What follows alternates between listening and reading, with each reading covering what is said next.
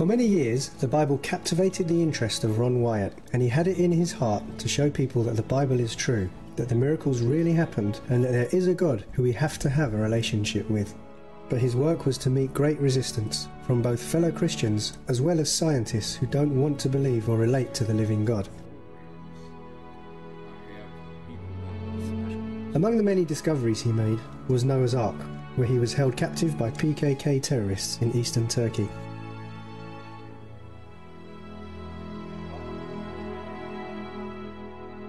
And the cities of Sodom and Gomorrah that God destroyed with fire and brimstone.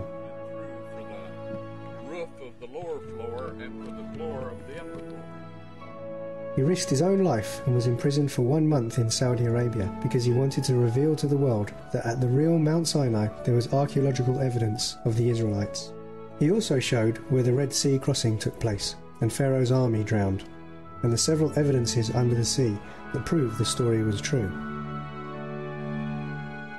He showed the possible place for the Israelite camp in Kadesh Barnea, where Moses struck the rock and the water gushed out. Here, it was obvious that water had once come pouring out of the stone foundation and drained down into the valley, yet nowhere in this vicinity is there any water supply.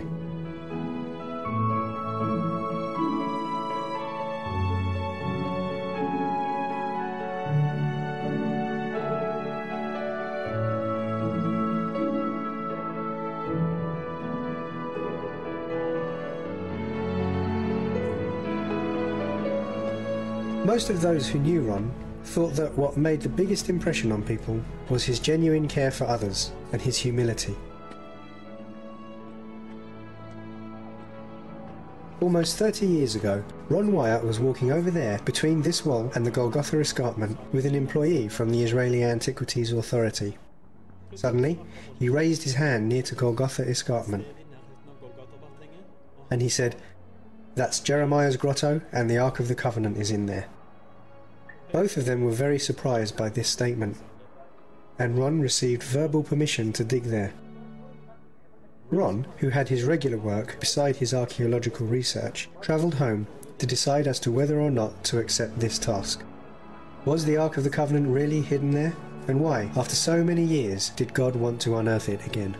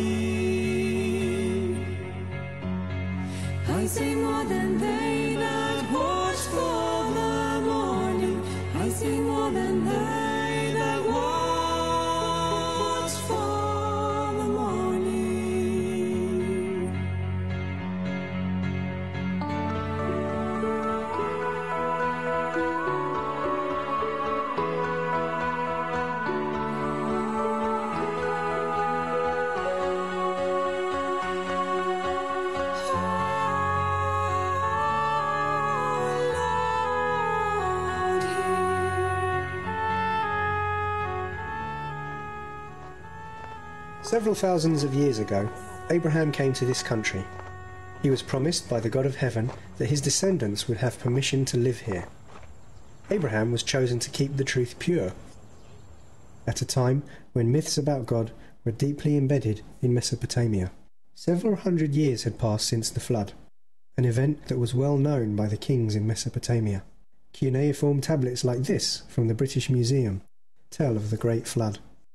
The Mesopotamian kings claimed they were chosen and inaugurated by the highest God, and their kingship could be traced way back to before the flood. It is found in the Sumerian list of kings. Few would challenge the kings' claims. Their presentation of religion was seen as common knowledge. History tells us that Mesopotamia spread their teaching about God to the entire Middle East, Asia, and Europe through their trade. But what they claimed was a lie. God had not chosen them, but had chosen a man who lived in their midst. His name was Abraham. On God's command, Abraham travelled from Mesopotamia to Canaan, which today is Israel. God promised him that his descendants would be as numerous as the stars, and in his seed shall all the nations of the earth be blessed. The Saviour that God had promised through Adam and Eve, Messiah, will be born from Abraham's seed. Abraham was given the task of guarding the truth. His descendants were to protect the truth right up to the coming of the Messiah, and confirm the truth to the whole world.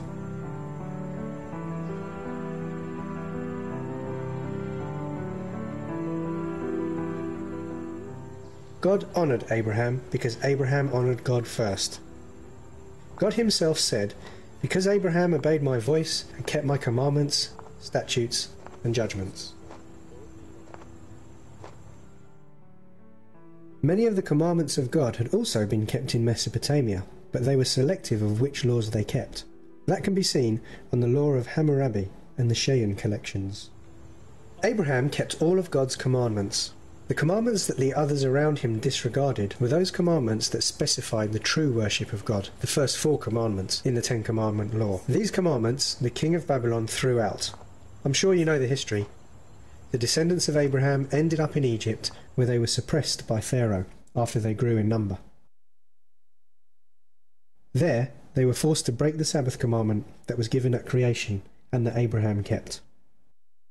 What Abraham taught them was now mixed with Egyptian teachings, and the truth that they were chosen to protect was now darkened.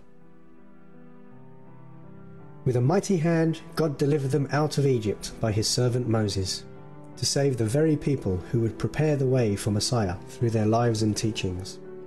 God even parted the Red Sea for them so they could safely pass through, and safely on the other side they were led to Mount Sinai.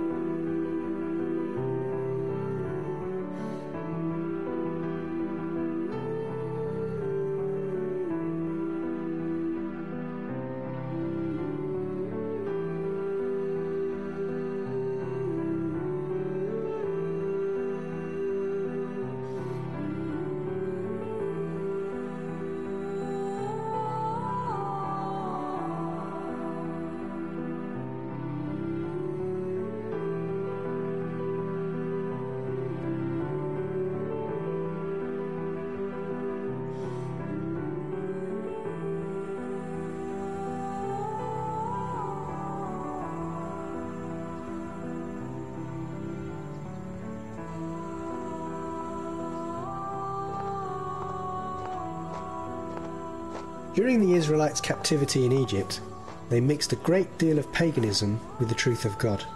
It was therefore necessary and important for God to teach them his truth and his commandments all over again.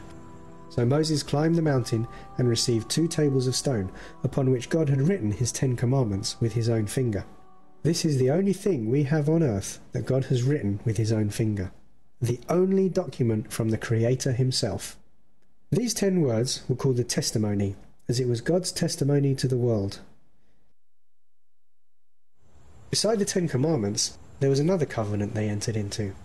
And this covenant says if they were loyal to God, then he will choose them over the other nations.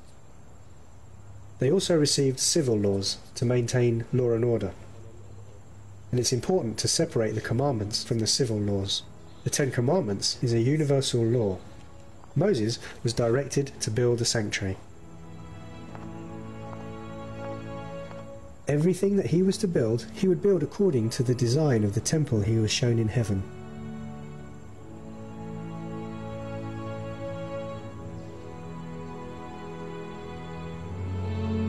The 10 Commandments, or the testimony of God as it was called, was put into the Ark.